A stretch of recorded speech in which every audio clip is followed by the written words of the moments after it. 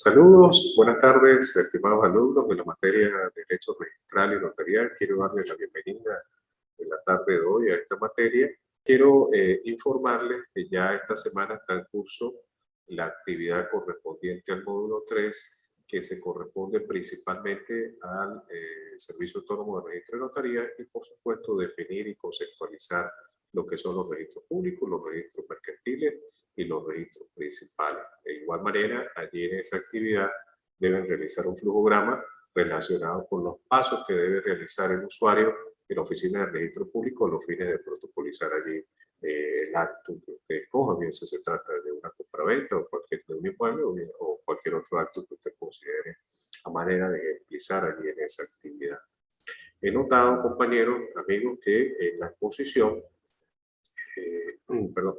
correspondiente al módulo 2, han habido alumnos que no han enviado el enlace a la plataforma, pero no ha sido posible visualizarlo. Yo les envié al correo electrónico y en las respuestas, en la retroalimentación que existe en la evaluación de cada uno de ustedes, para que por favor se comuniquen conmigo de manera de verificar y solventar, porque pudiera ser que la dirección pues la llevaron, pues, o la cargaron de manera incorrecta y ha sido imposible de que yo la pueda visualizar y por tanto calificar. Entonces, mire, yo les pido por favor que cada uno de ustedes que estén en esa situación revise de manera de poder solventar esa situación y poder tener la nota que corresponde a ese módulo. Eso es básicamente lo que quería comentarles. Ya estamos ya en el tercer módulo, muchachos. Ya la próxima semana abriría con respecto a las notarías, el trabajo que se corresponde a esa materia. Y por último, pues tendríamos ya el examen de conocimiento la primera o segunda semana de julio. Ya aquí les estaré indicando para que estén pendientes la fecha exacta en que se va a desarrollar ese examen. Ya para entrar a materia del día de hoy, hoy vamos a conversar un poco, muchachos, sobre los sistemas registrales, mejor dicho, el sistema registral en Venezuela. Nosotros ya en la semana anterior pues hemos desarrollado y hemos evaluado la historia de los registros y notarías en Venezuela.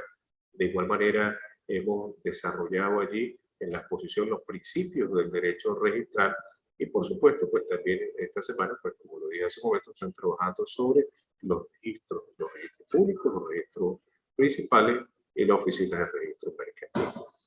Ya para entrar sobre la materia, vamos a empezar a hablar sobre el sistema registral.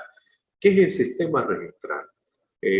Así como existe un sistema en materia civil, un sistema judicial civil, un sistema judicial penal, pues evidentemente también existe un sistema registral. En Venezuela el sistema registral pues, está definido como el conjunto de normas que van a regular la institución de los registros públicos. Evidentemente allí está estructurada con un compendio de normas que van a regular el sistema registral en Venezuela. El sistema registral en Venezuela tiene dos características importantes. La primera de ellas es que es sustantivo y esto se refiere al valor que tienen los asientos dentro de las oficinas registrales. Y procesal porque se refiere no solamente al aspecto del protocolo, los pasos que debe hacer el usuario a los fines de la protocolización de los documentos que él pretende llevar o inscribir en esa oficina de registro, sino también la operatividad o las operaciones que internamente se desarrollan en esa oficina. En materia procesal, la encontramos en el decreto con rango, valor y fuerza de ley de registro de notarías del año 2014, pero en todo caso, de igual forma, a esta normativa le sirve de apoyo o de complemento, más bien, tanto las normas del Código Civil como las normas del Código de Comercio. Entonces, básicamente, eso es lo que se conoce como el sistema registral en Venezuela. Hay unas características propias del sistema registral venezolano, características que vienen dadas a su funcionamiento y a la funcionalidad de las oficinas registrales. La primera de ellas es que el sistema registral en Venezuela es oponible. De oponibilidad sería la primera característica fundamental del derecho registral en Venezuela. ¿Y qué significa esto, muchachos? Evidentemente, todo acto que usted debe inscribir tiene prelación y tiene fuerza probatoria sobre aquellos que no se hayan realizado. Y esto nos lleva, muchachos, a revisar en el Código Civil el artículo 1924 del Código Civil, el cual establece lo siguiente. Con el permiso de ustedes voy a leerlo rápidamente de manera de que ustedes pues, conozcan de qué se trata esta característica del sistema registral venezolano. Refiere el artículo 1924 los documentos, actos y sentencias que la ley sujeta a las formalidades de registro, es decir, la formalidad con las que obliga a ser protocolizados y que no hayan sido anteriormente registrados, no tienen ningún efecto contra el tercero, que por cualquier título hayan adquirido y conservado legalmente el derecho sobre el igual. Es decir, existe necesariamente la obligación o de manera imperativa de protocolizar los actos que guarden relación con los derechos reales. Si no se realiza, evidentemente, pues carece usted de ese derecho sobre ese inmueble porque no está, digamos, autenticado por la oficina registral y por lo tanto pues, usted crearía un conflicto de propiedades sobre aquel que establezca o que pretenda un mejor derecho. Este artículo 1924 nos lleva al artículo 796 del Código Civil relacionado a cómo se transmite la propiedad. Con el permiso de ustedes, de igual manera voy a hacer lectura a este artículo del 796, el cual refiere lo siguiente.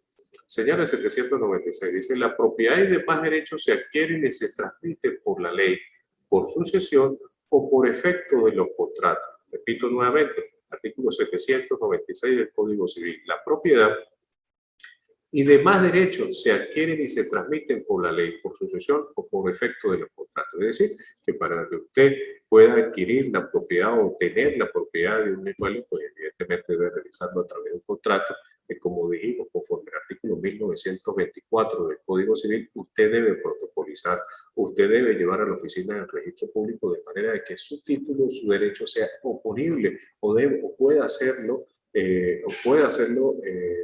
oponible a un tercero que aparenta tener mejor derecho o manifieste tener un mejor derecho. Este artículo nos lleva al 545 del Código Civil, el cual nos define qué es el derecho de la propiedad, que es muy distinto del de la posesión. ¿Qué refiere el derecho a la propiedad? Dice, la propiedad es el derecho de usar, gozar y disponer de una cosa de manera exclusiva, con las restricciones y obligaciones establecidas en la ley. A diferencia de la posesión, prevista en el artículo 771 del Código Civil, y voy a leerlo de igual manera para hacer una distinción entre estas dos figuras jurídicas, refiere el artículo 771, lo siguiente. La posesión es la tenencia de una cosa o el goce de un derecho que ejercemos por nosotros mismos o por medio de otra persona, que detiene la cosa o ejerce el derecho en nuestro nombre. ¿Qué significa esto, compañeros? Que evidentemente la propiedad permite la disposición de ese bien, como es de su propiedad, más de redundancia, pues evidentemente allí usted puede disponer de la forma que mejor considere ese bien, mientras que la posesión solamente se limita al uso de ese objeto, se limita al uso de la cosa, y esa es una distinción que deberíamos hacer o debemos hacer respecto de estas dos figuras jurídicas. De igual manera, la norma refiere que el sistema registral en Venezuela es convalidante. ¿Y esto qué significa? Que evidentemente convalida, valga la redundancia, el derecho que usted está acreditando en el momento de que es inscrito en la oficina registral. A partir de ese momento usted tiene la titularidad, usted tiene la propiedad de ese inmueble, es decir, la autoridad reconoce legalmente el derecho que usted está inscribiendo. Otra de las características del sistema registral en Venezuela es que es de folio real y de folio personal en algunos casos, como en el derecho en materia de registro mercantil y registro principal. Pero nosotros vamos a referirnos ahorita al hablar del registro público sobre el sistema de folio real. ¿Qué es el sistema de folio real? Ese lo encontramos en el artículo 35 del decreto con rango, valor y fuerza de ley de registros y notarías. ¿Qué refiere el artículo 35 de esta normativa? Que el sistema de folio real va a establecer de manera automatizada, de manera mecánica, por decirlo de alguna manera, todas las características y la información que se corresponde al inmueble. Anteriormente, pues se llevaba de manera, se escribía folio por folio las características del inmueble. Luego, con posterioridad, se permitió que se usaran fotocopias del documento, de manera que formara parte de los protocolos, pero en la actualidad se utiliza el sistema de folio real, que, como lo dije, es un sistema automatizado que se usa en las zonas urbanas, especialmente en las zonas rurales, dependiendo de las condiciones, aun cuando ya en Venezuela se ha abarcado en todas las oficinas en el registro esta característica del sistema de folio real. Principalmente, muchachos, allí lo que se coloca es la información del inmueble, no la persona de los sujetos o propietarios, o cuanto sí debe incluirse, pero la información primero que debe agregarse es la información del inmueble, su ubicación, sus características, sus dimensiones, quiénes han sido los propietarios, si versa sobre ese inmueble alguna prohibición de enajenar y gravar, de manera que el funcionario, una vez que tenga la matrícula de ese inmueble, el número de ese inmueble, al colocarlo, por ejemplo, en 2020 15.26, que sería un ejemplo por nomenclatura alfanumérica que se utiliza en los registros para el sistema de folio real, permite identificar de manera inmediata el inmueble con todas sus características y poder el usuario conocer si verdaderamente ese inmueble puede ser objeto de una transacción. Y también le da la garantía al usuario de poder realizar transacciones mercantiles o transacciones económicas sobre ese bien inmueble. Como lo refieren ustedes allí en la lámina, dice que es un medio mecánico automatizado y consiste en un detallado resumen de la operación sujeta a la inscripción. El funcionario registral debe realizar un resumen de qué se trata esa transacción o esa negociación que están realizando los usuarios. Y como veíamos en los principios del derecho registral, es de tracto sucesivo. Hay un principio de consecutividad, porque evidentemente debe estar desde su inicio hasta el último acto que se haya realizado sobre ese bien inmueble. Eso permite, compañeros, que haya mayor confianza y que haya transparencia, que haya efectividad y eficacia en el servicio que realiza en la oficina de registro público respecto a la información que está requiriendo el usuario. Ahora, el sistema registral establece una identificación de una matrícula, y eso lo encontramos en el artículo 36 del decreto con rango, valor y fuerza de registro y notaría. ¿Qué refiere el artículo 36? Señala lo siguiente: las inscripciones de bienes y derechos se identificarán con un número de matrícula y se practicará en asientos automatizados que deberán mostrar de manera simultánea toda la información vigente que sea relevante para la identificación y descripción del derecho o del bien. Lo que veíamos hace un momento, una vez que sea incorporada o una vez que sea incluida el sistema, la información que se corresponde a un inmueble, debe darse un número de matrícula que es el que va a identificar ese inmueble, y lo va a identificar no solamente en el sistema de folio real, sino también en los libros que se llevan por duplicado. La asignación de la matrícula refiere al artículo 37 lo siguiente: dice, para la identificación de los bienes y de los derechos inscritos, el sistema registral asignará matrículas en orden consecutivo ascendente. Y esto pues tiene un sentido lógico, porque evidentemente si se usan los números viniendo desde su primer instrumento que se haya elaborado sobre ese inmueble, por ejemplo, si se trata de un título supletorio que se haya realizado en un tribunal a los fines de acreditar la propiedad y la posesión sobre ese inmueble y que luego se lleve al registro público para su protocolización, pues ese sería el primer documento. O cuando se trate de los urbanismos, de las empresas constructoras, cuando le dan, yo siempre he dicho, cuando le dan identidad a ese inmueble, a partir de allí se constituye verdaderamente, como decía hace un momento, la identidad de ese inmueble, y deben utilizarse de manera consecutiva las matrículas que va a identificar a ese inmueble. Ahora, una vez que usted realice el trámite en la oficina de registro público, pues el artículo 39 establece cuáles son los plazos para que usted pueda pueda tener la respuesta de la oficina registral. El artículo 39 del decreto con rango, valor y fuerza de ley establece lo siguiente: el registrador o el registrador, notario público o notaria pública, tendrá un plazo de 3 días hábiles contados a partir de la fecha de su presentación ante la Oficina de Registro y Notaría Pública para escribir o autenticar los documentos o actos.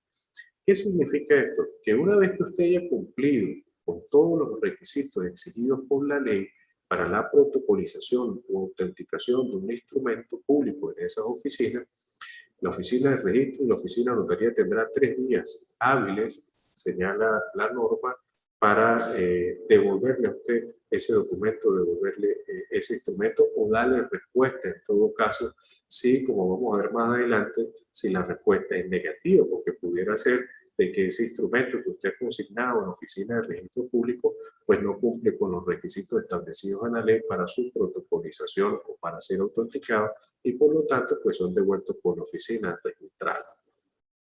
Ahora, ¿cuándo comienza a partir o cuándo comienza a contar estos 3 días que refiere la norma?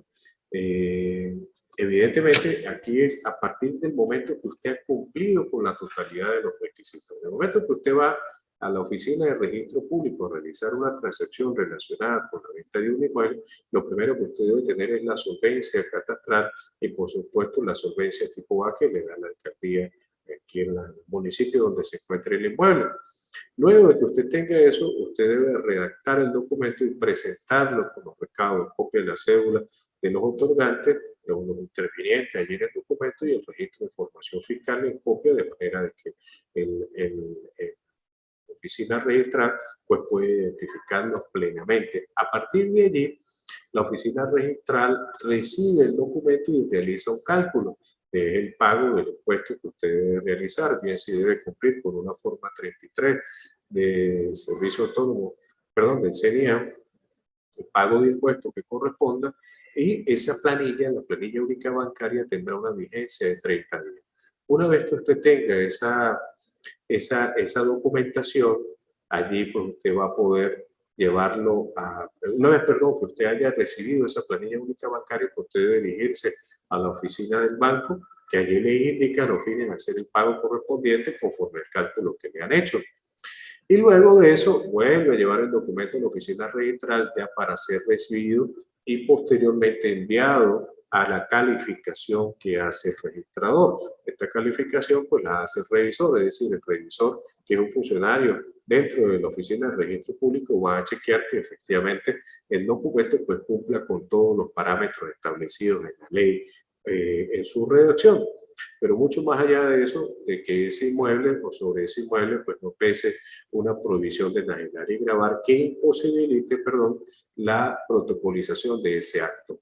El revisor está en la obligación de chequear tanto los elementos de forma como de fondo de ese documento, de ese instrumento que usted ha presentado. Una vez que ha sido aprobado por el revisor, allí luego se es devuelto a la taquilla y allí es donde le van a indicar a usted, eso puede demorar hasta 15, 20 días, y allí le van a indicar a usted en qué tiempo o cuál es en qué día van a ir los otorgantes a firmar. A partir de allí es que comiencen a contar estos 3 días, lamentándolo mucho, en la práctica, por más esfuerzo que hacen las oficinas de registro público en Venezuela, pues ese lapso no se logra cumplir en su totalidad. Eso es básicamente lo que se entiende por estos 3 días. Ahora fíjate, un tema importante, que es el tiempo de caducidad de ese documento. Una vez que se ha cumplido con ese trámite, hay un tiempo de caducidad de 60 días. ¿Qué significa esto? Que transcurridos 60 días desde la fecha que le han dicho a usted que vaya a firmar el documento, transcurridos 60 días continuos, dice allí, transcurridos 60 días continuos, exactamente, mientras que allá habla de 3 días hábiles. Hay una distinción, los días continuos es de lunes, de domingo a domingo, mientras que los días hábiles son solamente los días laborables para esa oficina de registro público. Y ya vamos a ver la diferencia entre término y lapso para chequear allí los recursos que puedan ejercerse en el caso de negativa de la Oficina de Registro Público. Bueno, como veníamos comentando, transcurridos 60 días sin que las partes, sin que los otorgantes hayan ido a suscribir el documento que han presentado para su protocolización, en este caso el mismo sistema anula esa solicitud y por tanto pues la Oficina de Registro no está en la obligación, como nos refiere la norma del artículo 39, no está en la obligación de devolver lo que usted haya pagado como ocasión de los impuestos. Textualmente dice así: transcurridos 60 días continuos después de la fecha de presentación del documento, sin que haya sido otorgado por falta de comparecencia de los otorgantes, es decir, es imputable a los que suscriben a las partes de ese documento, el procedimiento del trámite efectuado será anulado y no se devolverá al interesado la cantidad pagada al Servicio Autónomo de Registro y Notaría. Es decir, usted debe cumplir dentro de ese lapso, dentro de 60 días, porque si no va a tener que empezar a realizar nuevamente el trámite. Bien, eso es básicamente lo que sería hablando sobre el sistema registral. Ahora, haciendo hincapié sobre la oficina que se encarga de la dirección de los registros de la notaría en Venezuela, sería el SAREN, el Servicio Autónomo de Registro y Notaría. Yo en clase anterior les decía a ustedes que nosotros siempre vemos en una oficina de registro, en una oficina de la notaría, siempre observamos allí que está identificado primeramente con el SAREN, no importa si se trata del registro público del primer circuito, segundo circuito, o si se trata de una oficina de registro mercantil o una oficina notarial, no importa el municipio, no importa la ubicación geográfica que donde se encuentre, siempre va a estar regido en todo el país, en toda Venezuela, por el Servicio Autónomo de Registro y Notaría. Este Servicio Autónomo de Registro y Notaría fue creado por disposición del Ejecutivo Nacional de manera de que tenga una función principal de establecer la organización y funcionamiento de los registros y notarías en Venezuela. Y eso lo encontramos en el artículo 156 de la Constitución Nacional, Ordinal 14 y 32 de la Constitución Nacional. ¿Qué refiere al Ordinal 14? Es de la competencia del Poder Público Nacional la creación y organización de los impuestos territoriales sobre la transacción inmobiliaria. Y el Ordinal 32, la legislación en materia de derechos, deberes y garantías constitucionales, la civil mercantil, le corresponderá evidentemente al Ejecutivo Nacional. Hasta hace 6 meses, la Oficina de Servicio Autónomo de Registro y Notaría dependía principalmente del Ministerio de Poder Popular para el Interior de Justicia. Actualmente depende esencialmente del despacho de la Presidencia. Y ese Servicio Autónomo de Registro y Notaría encontramos su funcionamiento y su importancia, mejor dicho, en el artículo 10 del decreto con rango, valor, fuerza y ley de registro y notaría. ¿Y a qué se refiere ese artículo? Establece lo siguiente: el Servicio Autónomo de Registro y Notaría es un servicio desconcentrado, con autonomía presupuestaria y administrativa. ¿Qué significa esto? Evidentemente, los importes que se pagan como impuestos, como aranceles, mejor dicho, con ocasión al trámite que usted realice en esa oficina de registro, va a permitir una autosugestión, va a permitir que las oficinas o que el Servicio Autónomo de Registro y Notaría destine esos ingresos para la organización y funcionamiento de estas oficinas de registro público y, por supuesto, para prestar un mejor servicio a los usuarios. Sigue estableciendo la norma lo siguiente. Dice, incorporado a la estructura orgánica que indique presidente o presidente de la República. Es decir, allí encontramos claramente que el Servicio Autónomo de Registro y Notaría depende esencialmente del Ejecutivo Nacional, es decir, de la Presidencia de la República. Eso es, como lo dije, lo encontramos en el artículo 10, su organización y funcionamiento. Ahora, ¿qué rige el Servicio Autónomo de Registro y Notarías? De igual manera, el artículo 10 establece cuál es su funcionamiento. Refiere ese artículo, está encargado de la planificación, organización, administración, coordinación, inspección, vigilancia y procedimiento y control sobre todas las oficinas de registro y notarías públicas del país. Cuando nosotros nos referimos al artículo 1 del decreto con rango, valor y fuerza de ley, establece lo siguiente. Dice, objeto de la ley, del decreto con rango, valor y fuerza de ley de registro de notaría. El objeto de este decreto con rango, valor y fuerza de ley es regular la organización, el funcionamiento, la administración y la competencia de los registros principales, públicos, mercantiles y las notarías públicas. Haciendo una distinción aquí, está claro que no entra el registro civil. Nosotros o en la práctica observamos, y esto pues lo quiero comentar a manera de recomendación. Hay que llamar al registro por el nombre que aparece en la ley, no, aun cuando tiene similitud, anteriormente se llamaba registro subalterno, registro inmobiliario, bueno, es registro público, el que tiene que ver con actos propios sobre derechos reales que recaigan sobre bienes inmuebles.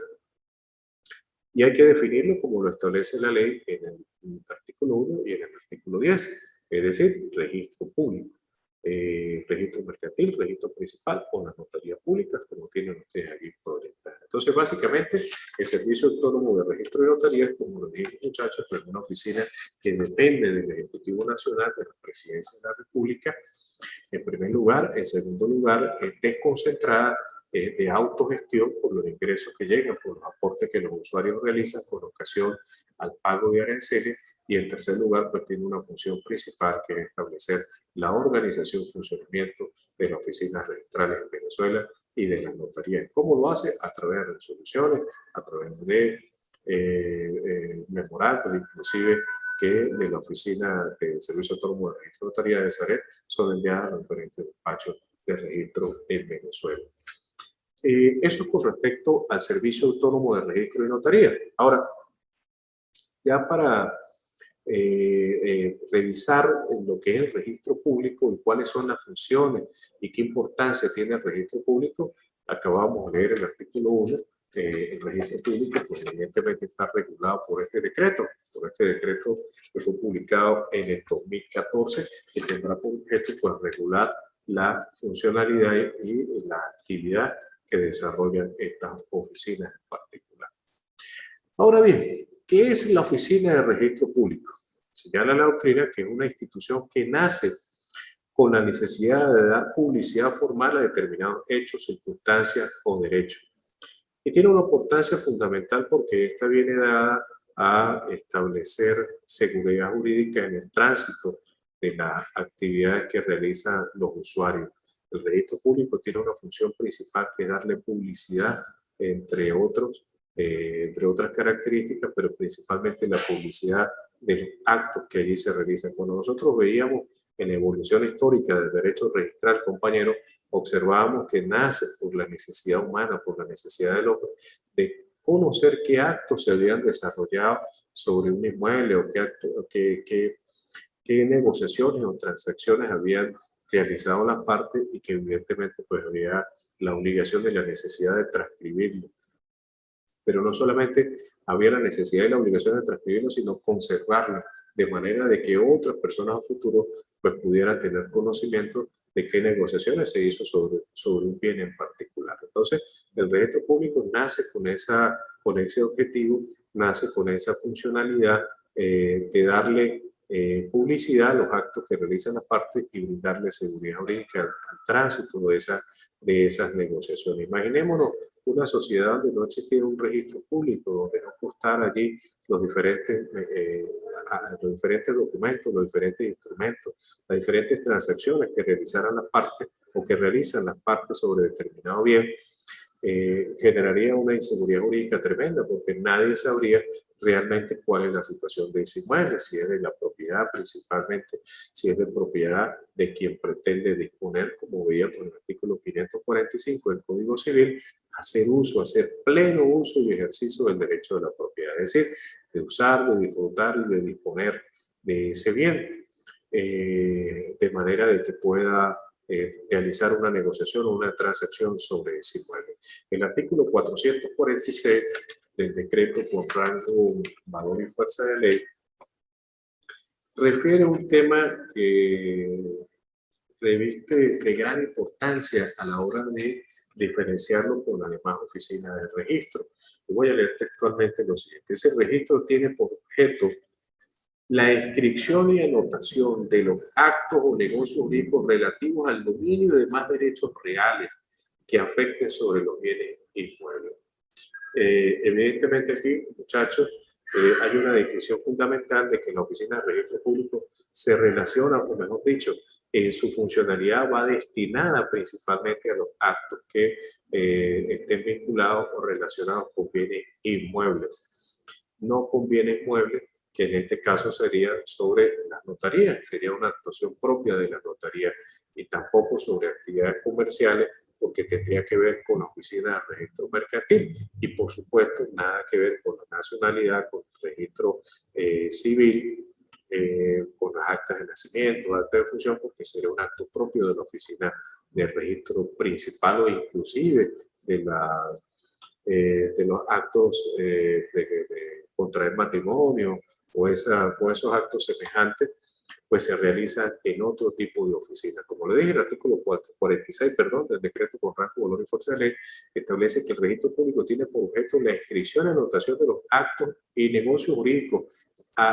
relativos al dominio y demás derechos reales que afecten sobre los bienes inmuebles. Hay una distinción fundamental entre los derechos reales y los derechos personales. Los derechos personales pues básicamente tienen que ver con deuda, mientras que los derechos reales son aquellos derechos que caen o recaen sobre los objetos, sobre los objetos, sobre las cosas, y por esa razón pues el artículo 46 define que es una función propia del registro público regular este tipo de negociaciones, de transacciones. Ahora, hay una responsabilidad en la organización y, por supuesto, habla del registrador titular, del registrador provisorio y del registrador auxiliar. Esa responsabilidad la encontramos en el artículo 30 del decreto con rango, valor y fuerza de ley del registro de notaría, el cual establece lo siguiente. Dice: la organización de los registros de notaría pública es responsabilidad del Ejecutivo Nacional, ya lo habíamos dicho, por orden del Servicio Autónomo de Registro de Notaría bajo la tutela del órgano del cual depende jerárquicamente este servicio. Como lo dije anteriormente, el artículo 10 refiere que depende del despacho de la Presidencia, del Ejecutivo Nacional.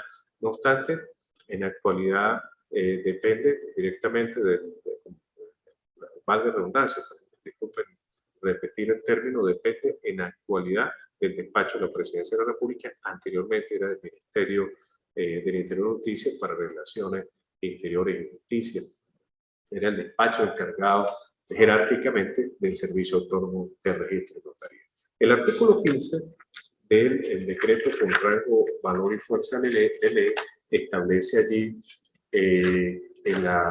o quién es el registrador titular, o mejor dicho, quién es el que está, digamos, tiene la responsabilidad directa de la oficina del despacho registral, y establece el artículo 15 lo siguiente: cada registro está a cargo de un registrador o registradora titular, quien es funcionario o funcionario del Servicio Autónomo de Registro de Notaría y es responsable del funcionamiento de su dependencia. En cada oficina, pues evidentemente habrá un jefe allí, que es el registrador, pero ese registrador a su vez tendrá registradores suplentes y tendrá registradores auxiliares, que ya vamos a leer más adelante. Ahora, ¿cuáles son los requisitos para ser registrador en Venezuela?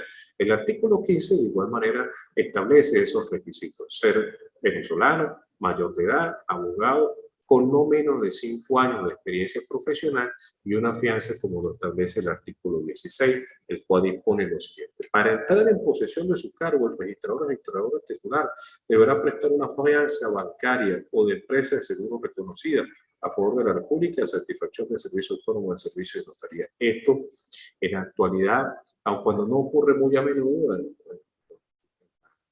en los registradores que llevan años en su oficina, sí debieron dar esa fianza económica para asegurar que los actos que ellos puedan realizar, pues evidentemente deba una garantía o haya una garantía de sus resultados. Ahora, hay unas incompatibilidades propias correspondientes que son señaladas en el artículo 17 del decreto con rango, valor y fuerza de ley, y el cual establece lo siguiente. ¿Y a qué se refiere esta incompatibilidad? Es decir, que en circunstancias pues establece la norma que de alguna u otra manera imposibiliten a cierta persona a ocupar este cargo. El artículo 17 establece lo siguiente: las personas sujetas a interdicción por condena penal, es decir, aquel que haya sido condenado penalmente, dice, mediante sentencia definitivamente firme, por un lapso de 5 años contado a partir del cumplimiento de la pena, no pueden ocupar ese cargo. Perdón, las personas sometidas a beneficio de atraso mientras dure el procedimiento tampoco pueden ocupar este cargo. ¿Qué es beneficio de atraso? Es un proceso civil que se instaura con ocasión a la demora que tiene el deudor en el pago de sus obligaciones. los fallidos hasta tanto no sean rehabilitados. Los fallidos se refieren a las personas que han entrado en quiebra en el pago de sus obligaciones o sus obligaciones económicas y por tanto pues han entrado en esta categoría. Los derechos civilmente, los declarados, perdón, civilmente responsables mediante sentencia definitivamente firme por actuaciones o omisiones en la actividad profesional. Pero esta se refiere a una declaración civil en la cual se fundamenta su acreditación para ser elegible al cargo por un lapso de 5 años. En el numeral quinto encontramos quien haya sido declarado penal, administrativamente o civilmente responsable con ocasión de la administración de fondos de carácter público o privado, mediante sentencia definitivamente por un lapso de 10 años. Es decir, aquellos que de alguna u otra manera pues hayan sido sometidos a un proceso penal, civil o administrativo y que hayan tenido cargos de administración pública que tengan que ver con el uso de recursos económicos y que haya sido condenado por malversación, pudiera ser, o cualquier otra figura parecida, o desvío de los recursos que pudo haber utilizado en un momento determinado. En esta situación, señala la norma que estará inhabilitado para ocupar estos cargos por un lapso de 10 años. Y quienes hayan sido sujetos a auto de responsabilidad administrativa dictada por la Contraloría General. Esto es una función propia de la Contraloría General para los funcionarios públicos, que evidentemente pues, pueda, o cualquier persona, inclusive, que haya sido declarado inhabilitado. Esas son las incompatibilidades. Ahora, ¿cuáles son las prohibiciones que se corresponden o que son inherentes al cargo del registrador? Las encontramos en el artículo 19 del decreto con rango, valor y fuerza de ley, y establece el artículo 19 lo siguiente: se prohíbe a los registradores y registradoras titulares lo siguiente: calificar y escribir documentos en los cuales sean parte directa o indirectamente. Ahí entra entonces el registrador suplente o el registrador auxiliar a suplir esas faltas que él pudiera tener en ese momento, porque no puede calificar, hay un interés en ese instrumento. Redactar documentos por encargo de particulares no puede realizarlo. Autorizar la exclusión de documentos cuando existan medidas cautelares o de aseguramiento de bienes, salvo que se trate de actos judiciales de remate. ¿Qué significa esto? Evidentemente el registrador no podrá autorizar, no podrá escribir, no podrá protocolizar una transacción económica cuando existe una prohibición de enajenar y gravar sobre ese inmueble que haya sido dictada por el tribunal correspondiente. Tramitar documentos cuando no se haya cumplido con el pago del tributo correspondiente. Si usted no ha hecho pago de esa planilla única bancaria a la cual yo le hacía referencia, pues el funcionario registral pues no podrá darle curso a esa solicitud e inscribir los documentos, la prohibición de escribir documentos escritos ilegibles, es decir, aquellos que evidentemente pues tengan deficiencia para su comprensión y para su lectura. Ahora, ¿qué son los registradores suplentes y los registradores auxiliares? Eso lo encontramos en el artículo 20 y en el artículo 22 del decreto con rango, valor y fuerza de ley de registro y notaría. ¿Qué establece eso? Dice: el registrador o registradora titular designará un registrador o registradora suplente, es decir, es una función propia del registrador principal, del registrador titular.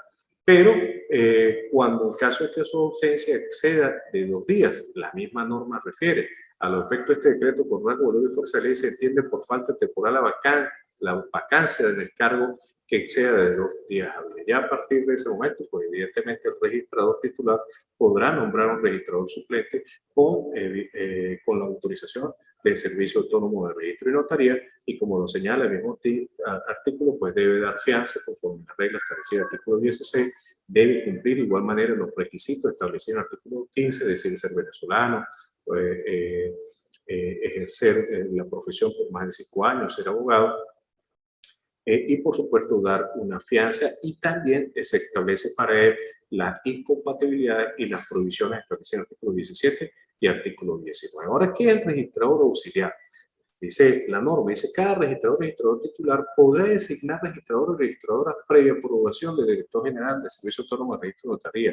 Podrá nombrar registradores auxiliares que le asisten en su trabajo que diariamente realiza.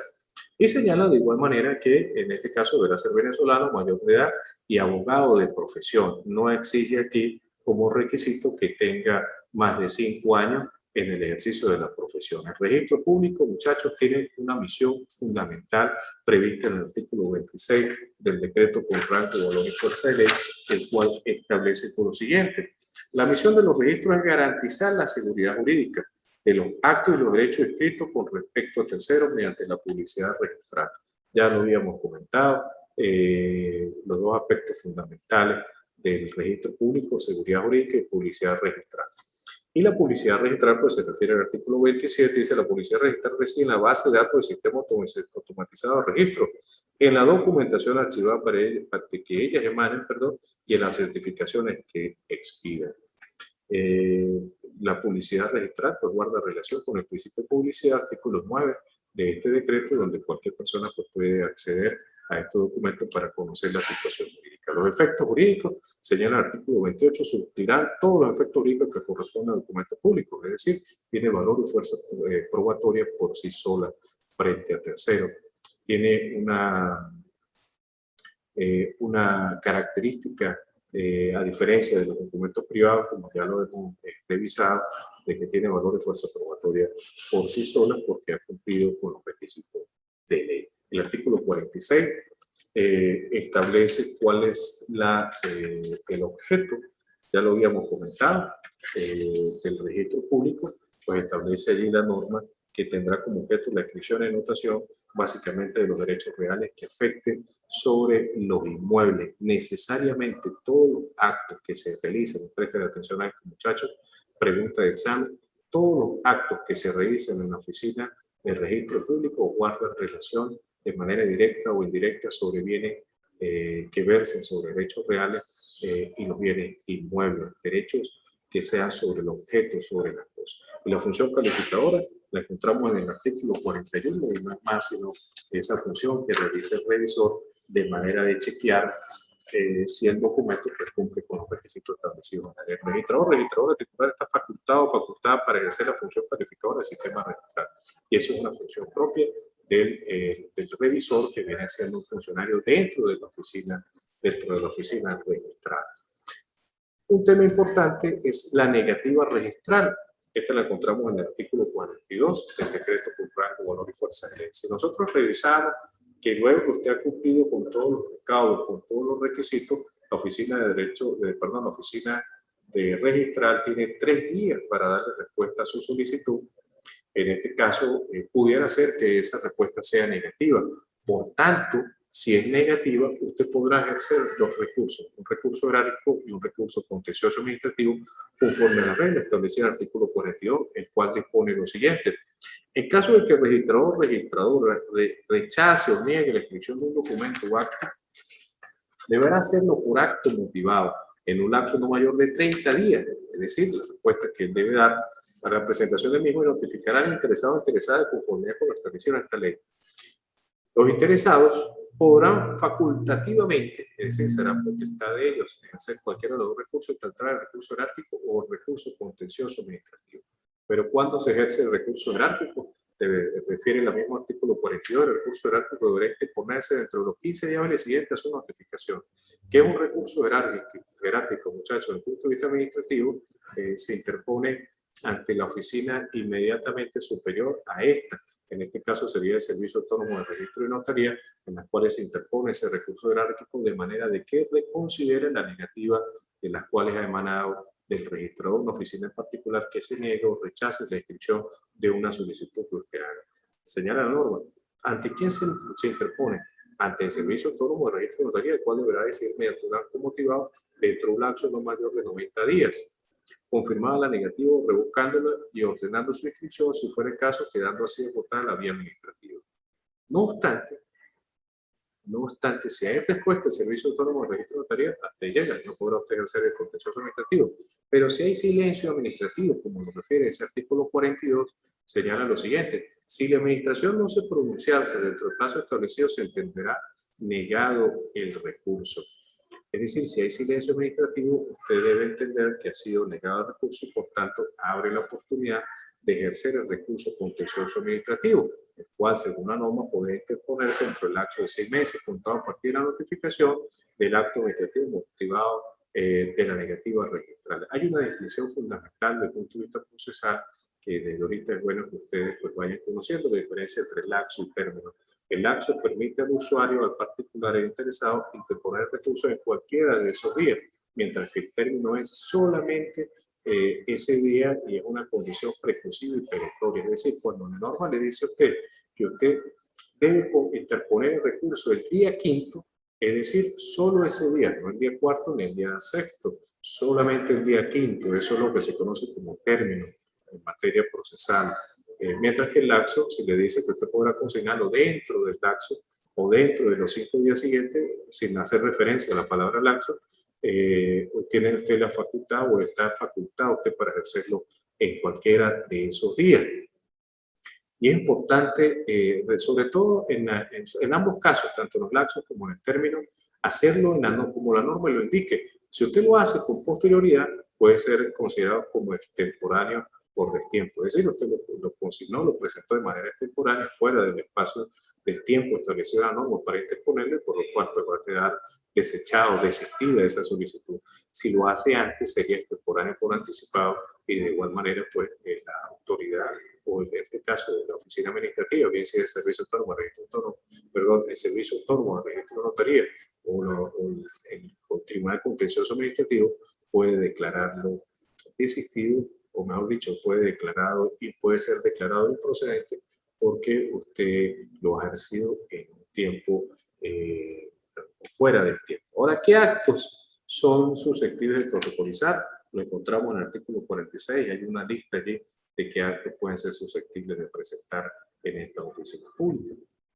Los documentos que contengan declaración de transmisión, los contratos, declaración de transacción, partición, ubicación, sentencia custodiada o cualquier otro acto que se declare, reconozca o transmita, o sea, o adjudique el dominio de propiedad de bienes o derechos reales o el derecho que usted decide sufrir. Véase que aquí se trata de bienes inmuebles. Y así sucesivamente, el artículo 46 establece 20 bienes inmuebles, las donaciones, la separación de bienes entre el apoyo y las copias certificadas de los niveles para interrumpir la prescripción y las hipotecas con los usufructos, entre otras actuaciones o entre otros documentos que son posibles de protocolizar en la oficina de registro.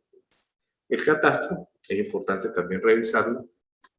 Está establecido en el artículo 47 del decreto con rango, valor y fuerza de ley, y es una oficina, muchachos, que le sirve de información al registro público. El catastro, como lo refiere la norma, dice catastro municipal será fuente de información registral inmobiliaria. ¿Por qué razón? Porque la oficina de catastro permite al registro público conocer la ubicación del inmueble, conocer las dimensiones del inmueble, conocer las características del inmueble y, como lo dije, la ubicación exacta del inmueble, sus linderos por el norte, por el sur, por el este, por el oeste, conocer realmente cuál es la ubicación exacta del inmueble. La oficina de catastro depende principalmente de la alcaldía en cada municipio. Se ha cuestionado, se ha criticado de que la oficina de registro público debería tener su propia oficina que le informara, sobre las condiciones físicas del inmueble desde el punto de vista geográfico, desde el punto de vista de su ubicación. Muchachos, vamos a dejar la clase hasta aquí.